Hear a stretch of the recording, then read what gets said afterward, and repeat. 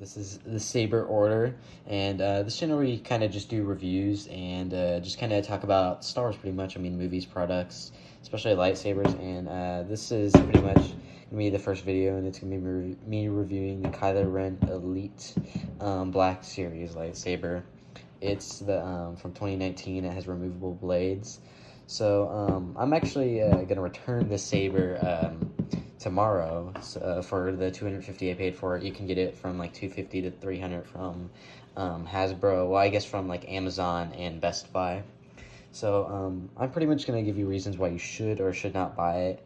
Okay, so here's the hilt. I mean, I'd say it's 90% accurate, maybe 80, but I mean the Galaxy Edge is probably more accurate. But I'd say the colors are pretty good. I like the wire. I like the clip. I actually kind of prefer this look to the Galaxy Edge. Has nice pretty much side pieces, the middle, except the wire usually goes in like right here, so it's too high, and the wire right here is actually normally attached correctly. You can actually kind of like pull it out like that. So I mean, mine broke, but that's not really an issue. You can glue that back, as I tried to, but it kind of broke again. So one thing this does come with is these cool blade plugs, pretty easy to come in and out, and they have like little kyber crystal pieces in, so you probably should use blade plugs because this thing already has connection issues. Here's the back. You have to unscrew it, and then boom, you can just slide it out. It pretty much plops, and it has like 3 pieces. Make sure you put it in the correct way. So pretty much in here, you probably can't see them, but there are just metal prong connectors. So here's the saber without the top. You don't necessarily have to scroll this thing back on when you're putting the blade in, so it's not really necessary if you are too lazy to put it on, because it even doesn't even look that bad. I just put it on because I think it looks obviously nicer, and because it does technically make it a bit more secure. Okay, so here's the back of the hilt, pretty much just basic design. The one thing it has is this button, and normally in the Galaxy's Edge lightsaber, you like press this whole piece up, but in this is the button. If you press it, every single time you press it, it will do a blaster effect randomly. You can spam it, and it'll just do a ton of them. And also, if you hold it, it'll do like the melting wall effect or the snow effect from The Force Awakens. So it's a pretty good lightsaber, I'd say.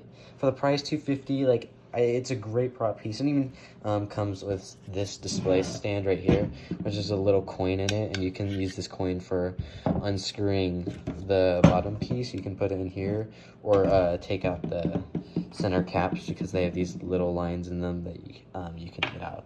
So here's like this little first order coin, and the stand that's 3 pieces, this rubber piece, and this rubber piece, and you just take it apart.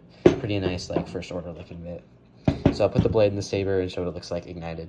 Okay, so pretty much what you do is when you have the blade, you kind of just find the part where it fits in. Here you go.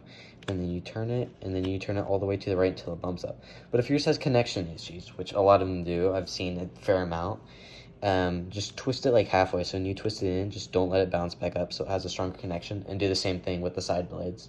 Okay, so with this thing, I put everything in. I'm going to move this battery pack to the side. It's actually pretty loud. There's a little slit in the back of the battery piece. You can fit a cotton ball. This is half a cotton ball. I'd honestly recommend the whole thing because this is pretty loud. It probably won't translate through the video, but it's pretty loud saber. So to activate it, you just press this thing down, and then it will ignite. So I know it's not in frame. I'll get a better video after, but you can see pretty much it has this unstable effect. Pretty good. Here's the tip, and it's not like a new pixel, but it has the pretty much basic Galaxy Edge Black Series tip, because this is pretty much a better version of the Black Series. Here it is ignited, and also it ignites at a different angle. So if it's faced up, it's going to ignite all at once, as you can see in here, I guess.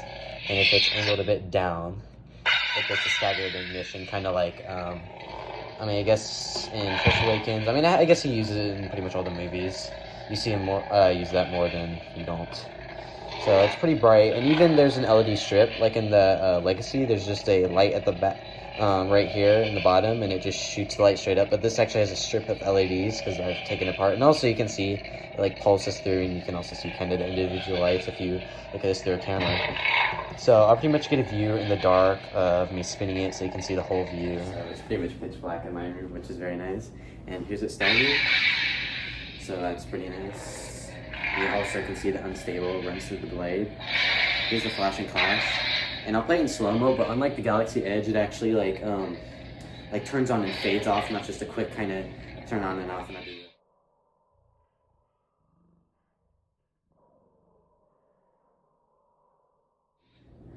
So here's started. Here's all at once. I prefer all at once, but this is pretty good. So, and here's the lighting effect. Sometimes it turns red the lower the connection is, but it's supposed to pretty much be all white. So it pretty much lights up everything. It doesn't obviously have smooth swing, but follows your movement a fair amount of time. Also flashes a little bit in the side blades. So I'd say it's somewhat comfortable to hold, but this is pretty much it in the dark. Oh, here's the blaster effect too. And honestly, I don't even know if you can hear me over this thing because it's super loud. But, and here's it not igniting. Also, this kind of the scroll. I'll also show you the scroll when it ignites. So it is unlike the Legacies, it's kind of close to NeoPixel where it does that. What I also want to do is compare this to like a Black Series. This is barely dimmer than the Legacy, so it's not really going to make much of a difference. So here's the light of the Black Series. Not that bad. And here's the light of the Kylo Ren. It's not right. It pretty much, like, it completely dwarfs it. It's pretty bright. It actually kind of compares to a NeoPixel, like a Darksaber NeoPixel. That's pretty much the only one I've or a Dark Wolf NeoPixel. But that's really only what I've compared it to. But it's pretty bright. So my floors, so you can see the unstable effect. Looks like it's a great saber, I can admit. And on the stand, I'll show you what it looks like. On the stand. So pretty much also the way to put it on the stand is you find this hinge in the very back, like right here, and then you just kind of dig it in there, and then plop it down. So I'll show you a view from the back.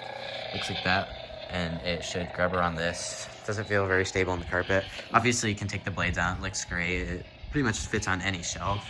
And so here's it at full view. Honestly, it's a great saber, but I'll go into the complaints. So here's the cons of the saber, and it's the loose connections from these little prong pieces that you'll see that dig in.